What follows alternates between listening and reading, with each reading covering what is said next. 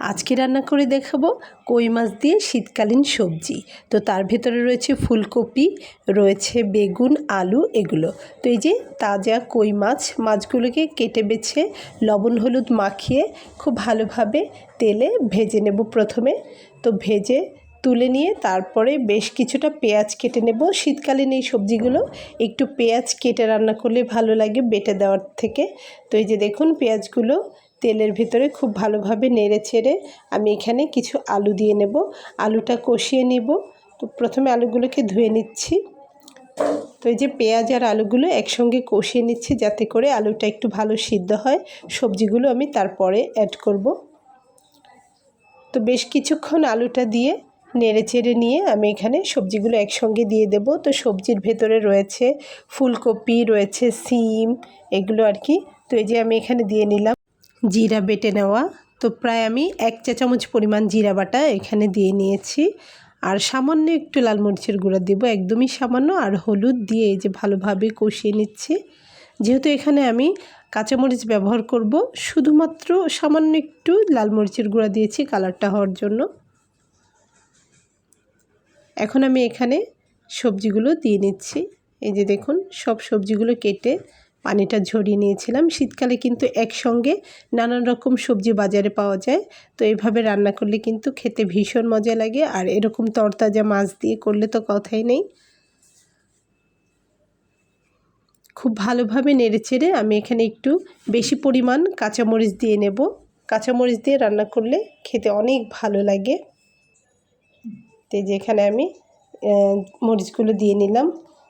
তো ঝালটা কিন্তু যে যার টেস্টের উপর নির্ভর করেই দিয়ে নেবেন। খুব ভালোভাবে নেড়েচেড়ে আমি মিশিয়ে নিচ্ছি।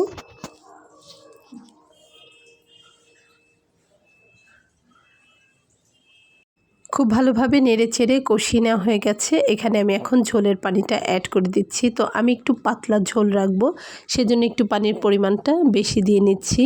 এই পানিতে এটা সিদ্ধ হবে, প্লাস আমি ঝোল রাখবো, একবারে সেটা দিয়ে দিলাম। খুব ভালোভাবে নেড়েচেড়ে চুলার আঁচটাকে মিডিয়াম ফ্লেমে করে দিয়ে নেব। এই যে দেখুন জালটা কিন্তু খুব ভালোভাবেই উঠে গেছে। এভাবেই জাল হবে। আমি এটাকে এখন আলগা করেই কিন্তু জালটা করে নিচ্ছি। তো এই পর্যায়ে এসে আমি আগে থেকে ভেজে রাখা কই মাছগুলো একে একে দিয়ে নিচ্ছি। খুব ভালোভাবে মাছগুলোকে সেট করে দেব।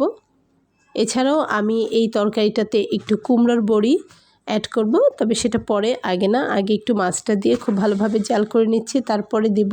কুমড়োর বড়িটা আমি আগে থেকেই ভেজে তুলে রেখেছি। তো এই যে দেখুন মাছগুলোকে ডাবিয়ে দিলাম ঝোলের ভেতরে। লবণটা একটু আপনারা চেখে দেখবেন। তো এই যে দেখুন মাছটা দিয়ে নেওয়ার 15 মিনিট পরেই আমি এখানে কুমড়োর বড়িটা দিয়ে নিচ্ছি।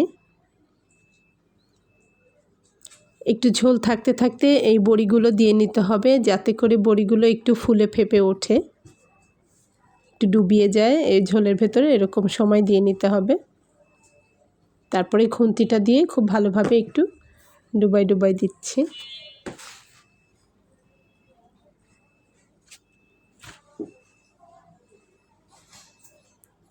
আর তরকারি কালারটা একটু এখানে একটু সাদাটেই থাকবে। আমি এখন একটু ঢেকে দেব।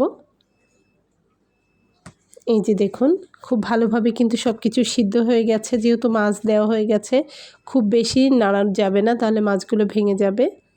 তো উপর থেকে একটু হালকা উল্টে পাল্টে একটু দিচ্ছি।